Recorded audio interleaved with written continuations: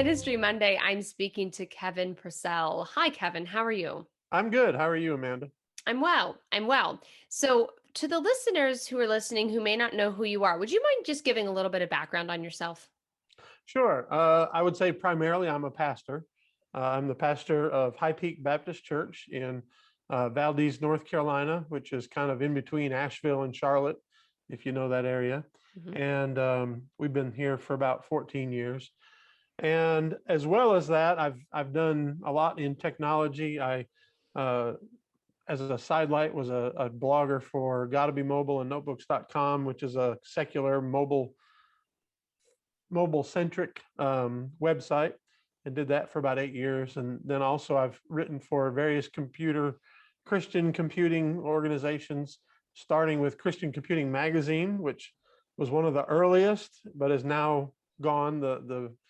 The publisher of that sold it, and they changed the name, and he retired. And about that time, I said, "Yeah, I think I'm done doing that." But so anyway, that's kind of a gist of it. And now my big thing right now is I'm just kind of on my own. I was at Church Tech today, but left them just recently, just because I was getting burned out on, having to make deadlines for other people and that kind of thing. And so I just write at kevinpurcell.org and have a podcast called the Theotek Podcast, and a YouTube channel by the same Kevin Purcell at Theotek, and we talk about ministry tech made easy. And so anyway, that's what I'm doing. Great. By the way, I'm married, have a wonderful wife. I'd hate to forget her, and my two boys are grown, one in college, one in ministry also as a pastor. Oh, that's great. That's wonderful. I'm sure it's so rewarding to have ministry as a legacy, if you will. Yeah. And my other son, even though he's not planning to go into ministry, he's very, very active in his faith, and Nice. may actually do it eventually. He's in film school at UNC Greensboro, and may, if he could have his way, he'd have people pay him to make Christian films, but he doesn't know where that'll lead yet. But Cool. That's great. So today on the podcast, I was hoping that we could continue the conversation that I've been having about media ministry. So first off, when you hear the term media ministry, what does that mean to you specifically? How do you interpret that as? Well, I think as a generic term, it's just using media to do ministry. Mhm. Most people think of technological media, I think, although that's, my degree is in, using multimedia for expository preaching. That's right. I got my doctorate at Gordon Conwell and studied a lot about non-technical media. But anyway, the point is, that's the very generic term, but I think of media ministry in the church as that area of using the technology to share the gospel in some way, whether it be online through streaming, through social media, websites, those kinds of things, or just in your worship services. A lot of churches use a lot of multimedia in worship, visual, as well as audio and things like that. So that's kind of what I think of. Great. So today we're going to talk a little bit about live streaming. And of course, the reason that I'm chatting with you today is because I also came across your resources online on your website. And I thought they were so valuable in terms, especially of really looking at live streaming and really starting to fine tune the knowledge for a minister or a church minister in whatever form that takes. Because I of course, I'm Catholic, and unfortunately, I have found that we're sometimes behind the ball when it comes to technology. And so I'd love to talk about live streaming 202, if you will, kind of live streaming a step up. So let's say you're listening to this podcast, and let's say I have a live stream set up. We're starting to get technology together, but we're not sure what specifically to buy. And we're kind of on our own on these decisions. So what type of cameras, first off, would you recommend for someone for live streaming in a church setting? Well, given the parameter that you've set up, I would say you're probably going to now want to go beyond just using your cell phone. A lot of people got started, especially those who found themselves suddenly last year in about March or so, because of COVID. Oh, wow, I now have to become a TV preacher. What do I do? Well, I've got this phone. It's got a decent camera, so I'll set that up. I heard, somebody in my church said I could put it on a tripod. So they helped me do that, and they just pointed it at themselves at the pulpit or at their dining room table or whatever.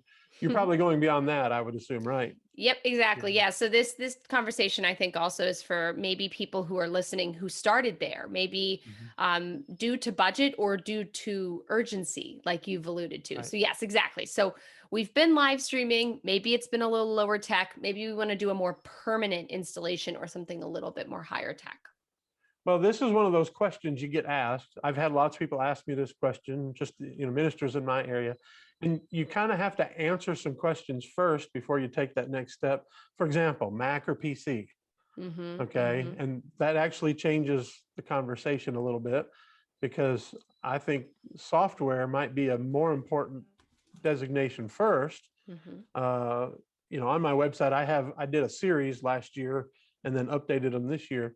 And so are you going to just use the Facebook interface to go live to Facebook, or are you going to pay somebody to handle a end-to-end streaming solution, which can get expensive, $20 to $200 a month, depending on how advanced it is. And so that's an important question. But as far as cameras go, I would say you may already have it, because a lot of camcorders, that's something that seems so like old fashioned and out of date even now. But a decent HD camcorder with HDMI output can plug into a Blackmagic design interface box that then can plug into either a Mac or a Windows computer and send a very good HD signal, a 1080p, or maybe even 4K if it's a high-end camcorder. And on my website, I recommended a couple of them. You can buy them as cheap as $175, $200, all the way up to $2,000 or $3,000. I personally am kind of favorable to Canon, their color design and that sort of thing. I just think that it looks better. Nikon doesn't do a very good job of this. I don't even know if Nikon makes a camcorder now that I think about it, but Sony can be a little complex. That's just my opinion, but they make really good camcorders. JVC has them. There's just lots of different kinds. At my church, we actually have it's been plugged in, the same camcorder that we've had for the last 10 years doing this. It's a JVC Averio. You can't even buy it anymore, but it still works. It's 1080p output, and we have it plugged into a Blackmagic design box. That's a company. And then that goes into our computer. And so that's relatively inexpensive solution. But you can, if you really, like higher end churches, they need a lot more whiz bang features. You can spend a lot more money, but still, even just a 4K camcorder can do the job. The other option is maybe you've got a DSLR camera or one of these mirrorless cameras. I have it's a Canon M6 Mark II, and that has output with a cable. And I'm sorry, I'm getting my words all messed up here. Canon just came out with a webcam utility that you can get from their website, so that you can use cameras like that, plug it into your computer, and it will treat it like a webcam. So any software that you have that sees a webcam will see your really high-end, $1,200 mirrorless camera as a webcam. So there, what you get is you got interchangeable lenses. So if you need something that's a 85 millimeter all the way up to 200 millimeter, you can spend $3,000 or $4,000 on something like that and have a beautiful solution. I mean, all with the what they call bokeh, when you see these portraits and the background is kind of blurred out. Right. So maybe you've got some distracting stuff behind the preacher or the musicians as they're playing. You can set it so that that's all kind of blurred out and look beautiful. And that works very well. By the way, if you have a Big Sur a Mac, that utility doesn't yet work for it. So you want to wait to upgrade, or if you've already got a computer that new that has a Canon or Mac OS Big Sur on it, you'll have to wait for that to work. It's not quite, it works sometimes, it doesn't work on mine. So, okay. Then there's another sort of category of cameras. It's kind of like a networked camera, where you literally have it plugged into a network cable and these are software that you would install on your computer. I know very little about those, so I can't tell you a great deal about them, but you can control it with software, and it can sort of pan and tilt and things like that. And a lot of people use those, and you can put them in multiple locations. So you could maybe have a 3-camera setup, or maybe just a 1-camera setup, or more, depending on your interest. You would need someone who knows more about that to help you than anything we could discuss right now, because I just don't know enough about those. I've never really used them. Mm-hmm. Mm-hmm. So you've mentioned twice too the Black Magic box. So for someone Mhm. who's listening who doesn't know, what does that mean? What's a Black Magic box? Okay, Black Magic Design is a company, and they specialize in um, anything from very high-end multimedia.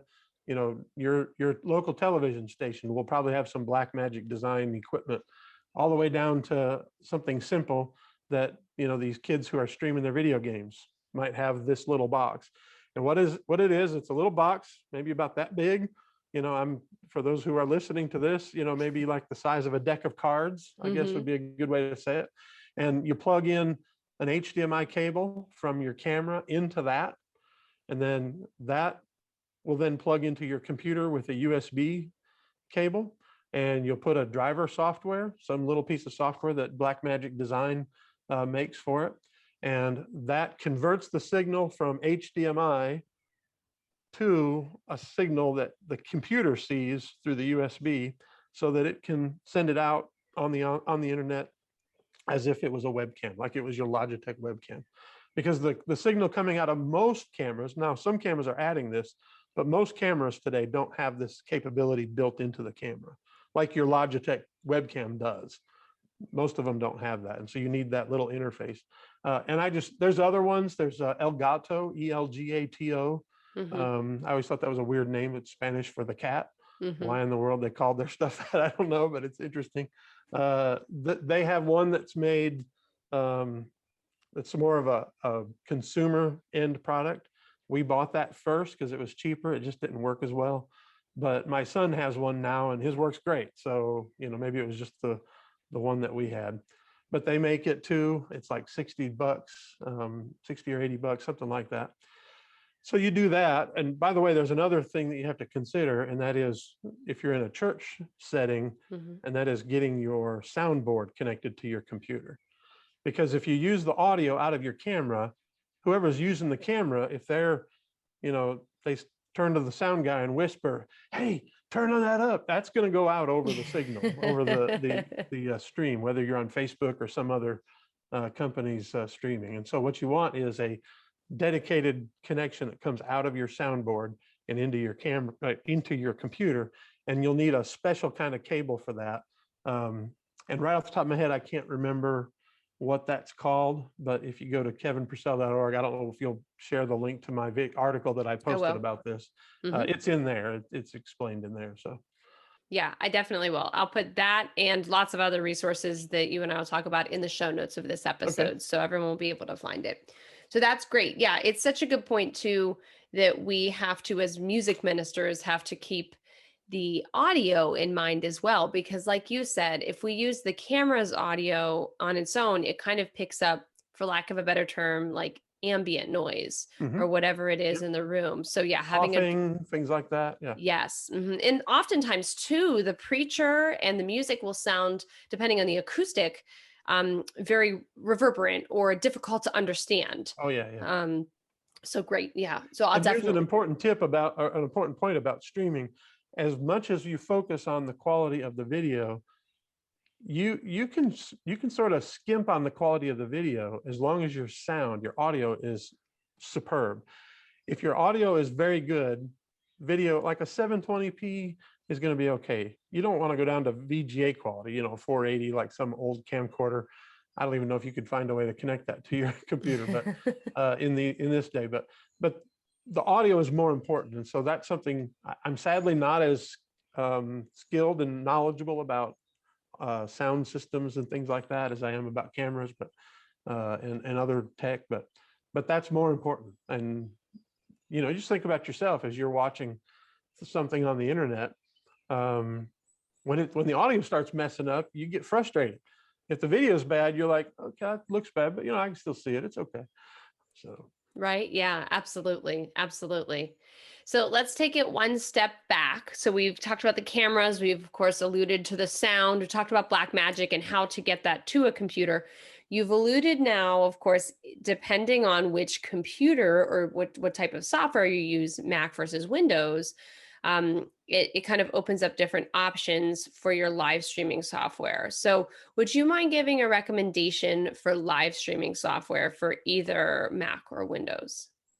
Well, the sort of the standard free solution that is open source is something called OBS Studio. I don't know if you're familiar with that or not, but I'm not sure what OBS stands for, to be honest, but that doesn't matter. But if you just search OBS Studio, you'll find something, and that's one option, because what that does is that takes your signal from your computer and it will allow you to send it to multiple places. You Mm-hmm. can set that up to send it to Facebook and YouTube and anything that has, what's the code, the name that they have for the big string? I can't A remember. stream key? Yes, a stream key. As long Mm-hmm. as you got a stream key for your streaming software service, then you can put it in there and set it up.